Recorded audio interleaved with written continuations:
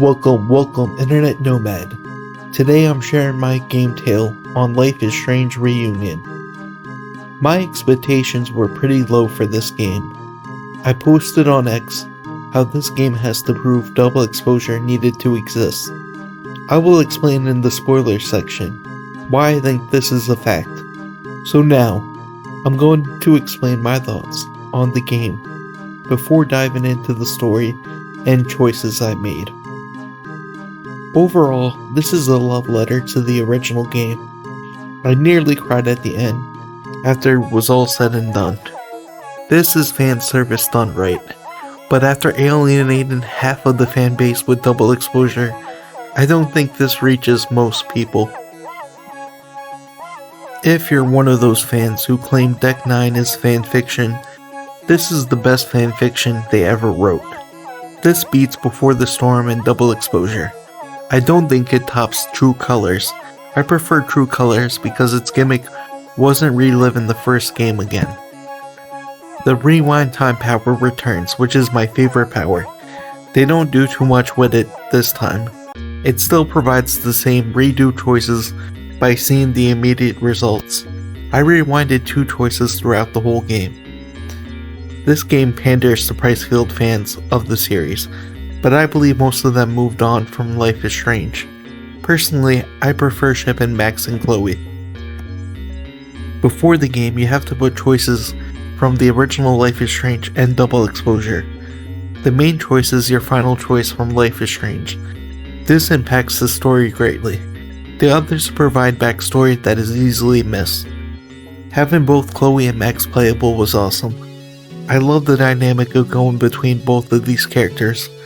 Chloe's talkback mechanic returns. I think there are 3 instances when you could use it. The talkback is easier than Before the Storm. Spoilers. First I will discuss the choices, and then I'll explain my thoughts on the story. So if you want to avoid spoilers, leave now. Choices, life and death. These choices show the outcome of characters who could die throughout the game. I'm going to replay this game and try to save everyone. Sophie found the courage to keep living. This reminds me of the whole Kate scenario from Life is Strange 1.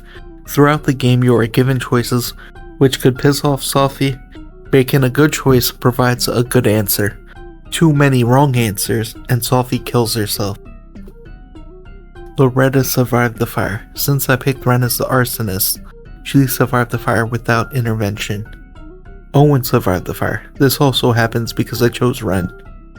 Noelle died in the fire. I didn't pick up the gas mask before talking to Noelle. She dies trying to save students. Jeanette died in the fire. I didn't know she was in the observatory, and I didn't alert Noelle. Anthony the poet survived the fire. I saved him by breaking the door. Vin died in the fire. I didn't suspect Vin to start the Abraxas fire. The game told me to choose him, but I didn't see how he was the choice. I chose Owen instead. I think I missed the story. Fire starters. The mid-building fire was stopped. I chose Ren after doing the back talk with Chloe. This was the only back talk I redone. I didn't think daddy issues was the final insult. The Abraxas fire wasn't stopped. I didn't pick Vin. Most of my playthrough, I missed the clues pointing to him. The observatory fire wasn't uncovered. I didn't pick Vin, so I never got the cutscene where Sophie accidentally starts the fire. This fire cannot be stopped, but I'm going to replay and see that come true. Relationship. Max and Chloe rekindled their relationship. Max and Chloe is my number 1 ship. I love how Chloe came back, and she believes the timeline where Max and her went on the road was real. It made the game messy, but tying this impossible knot was surely a test. Sophie believes she could fix herself due to Max and Chloe. This is the same decision that Sophie lives from. Chloe talks her into believing in herself. I'm so happy that I did this in my first playthrough. Moses feels like a friend to Chloe. Moses is such a great character. I am so glad that Chloe and him could geek out a little. Moses and Max have been testing Max's power since Double Exposure. Moses is a huge help in understanding the powers of Max. Amanda stays friends with Max. I wish I could have done a choice to ship. I guess Max and Amanda were never meant to be. Max wasn't able to help then. Major choices. Expose Sophie to her mother. This is a choice I rewinded. At first I was going to keep the secret, but I didn't want to upset the only board member on my side. Owen pushes the sciences over liberal arts. Yasmin was the only supporter of Max. Chloe convinces Noelle about being a future student. This is a talkback session. Chloe gets into a fight with a town person. She gets kicked out of the Snapping Turtle, but she finds a way back in. Noelle notices and wants you to prove you belong in town. Chloe says she's a future student. Chloe gave Max's name. The choice here is to give Max's name or make up one.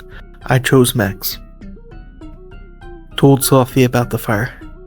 This was a clear choice for me. Sophie needed to know what was going to happen.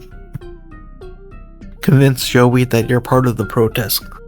Chloe tries to join the protest of Caledon to see a message board of the protesters.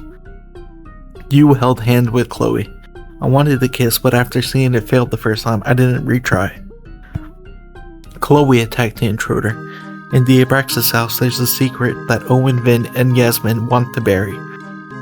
Earlier in the game, you saved Loretta from the detonation of the site. Max told Chloe about her death in the fire. I always try to be honest with Chloe. Chloe kissed Max. I finally got the kiss. It was a nice moment. Pressured Ren to give up his fire plans. This is the third talkback. Ren explains his dad was the dead body at the Brax's house.